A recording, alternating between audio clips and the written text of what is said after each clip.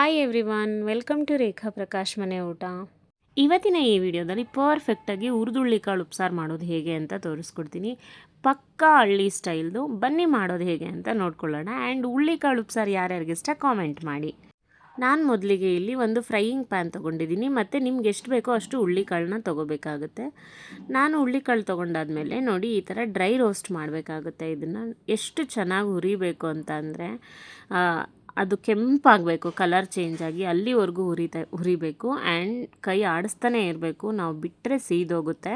So ಚೆನ್ನಾಗಿ ಹುರ್ಕೊಳ್ಳೋದೇ important. And ಹುಳ್ಳಿಕಾಳು ಉಪ್ಸಾರಲ್ಲಿ ನಾವು ಹುಳ್ಳಿಕಾಳನ್ನ ಹೇಗೆ ಹುರ್ಕೋತೀವೋ ಅದ್ರ ಮೇಲೆ ಟೇಸ್ಟ್ ಡಿಪೆಂಡ್ ಆಗುತ್ತೆ. ಯಾವುದೇ ಕಾರಣಕ್ಕೂ ಸಿಯೋಕ್ಕೆ ಬಿಡಬಾರ್ದು. ಇಲ್ಲಿ ನೋಡ್ತಾ ಇದ್ದೀರಾ, ನಾನು ನಿಧಾನಕ್ಕೆ ಮೀಡಿಯಮ್ ಫ್ಲೇಮಲ್ಲಿ ಹುರ್ಕೋತಾ ಇದ್ದೀನಿ.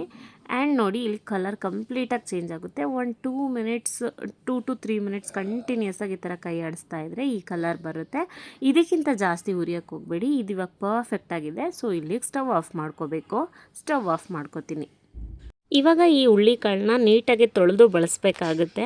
ಇದು ಸ್ವಲ್ಪ ತಣ್ಣಗಾಗಕ್ಕೆ ಬಿಡಿ. ತಣ್ಣಗಾದ್ಮೇಲೆ ನೀಟಾಗಿ ವಾಶ್ ಮಾಡಿಬಿಟ್ಟು ನಾವು ಬಳಸಬೇಕಾಗತ್ತೆ. ಅದು ಹೇಗೆ ಬಳಸೋದು ಅಂತ ನಾನು ತೋರಿಸ್ತೀನಿ. ನೋಡಿ, ನಾನಿಲ್ಲಿ ನೀರಲ್ಲಿ ತೊಳೆಯೋಕೆ ಹಾಕ್ಕೊಂಡಿದ್ದೀನಿ. ನಾನಿಲ್ಲಿ ಉಪ್ಸಾರು ಮಾಡೋಕ್ಕೆ ಒಂದು ಪಾತ್ರೆ ತೊಗೊಂಡಿದ್ದೀನಿ. ಅದಕ್ಕೆ ಸ್ವಲ್ಪ ನೀರು ಹಾಕ್ಕೊಂಡಿದ್ದೀನಿ. ಸ್ವಲ್ಪ ಅಂದರೆ ನಿಮಗೆ ಉಪ್ಸಾರು ಎಷ್ಟು ಬೇಕೋ ಅಷ್ಟು ನೀರು ಹಾಕ್ಕೊಳ್ಳಿ. ಆಮೇಲೆ ಅದು ಕುದಿಯೋಕ್ಕೆ ಬಿಡಬೇಕು. ನೀರು ಕುದೀತಿದೆ ಅಂತ ಅಂದಮೇಲೆ ನೀವು 2 ಟೊಮ್ಯಾಟೊನ ಸೇರಿಸ್ಬೇಕಾಗುತ್ತೆ. 2 ಟೊಮ್ಯಾಟೊ ಸೇರಿಸಿ ಚೆನ್ನಾಗಿ ಕುದಿಸ್ಬೇಕು. ಟೊಮ್ಯಾಟೊ ಕಂಪ್ಲೀಟಾಗಿ ಸಾಫ್ಟ್ ಆಗಬೇಕು. ಆ್ಯಂಡ್ ಇಲ್ಲಿ ನಾವು ಟೊಮ್ಯಾಟೊ ಹಾಕ್ಕೊಂಡಿದ್ದ ತಕ್ಷಣ ಉಪ್ಸಾರು ಖಾರದ ನೀರು ಹಾಕೋಬೇಕಾಗುತ್ತೆ.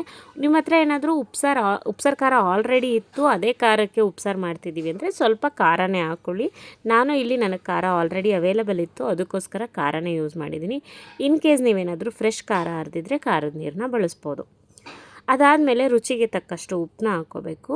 ಉಪ್ಪು ಹಾಕ್ಕೊಬಿಟ್ಟು ಚೆನ್ನಾಗಿ ಬೇಯೋಕ್ಕೆ ಬಿಟ್ಬಿಡಬೇಕು. ಬಿಕಾಸ್ ಇದು ಜಾಸ್ತಿ ಪ್ರೋಸೆಸ್ ಇಲ್ಲ, ಚೆನ್ನಾಗಿ ಬೇಯಿಸ್ಕೋಬೇಕಾಗುತ್ತೆ. ಬಿಕಾಸ್ ಟೊಮಾಟೋದು ಹಸಿ ಸ್ಮೆಲ್ಲೆಲ್ಲ ಕಂಪ್ಲೀಟಾಗಿ ಹೋಗಬೇಕು.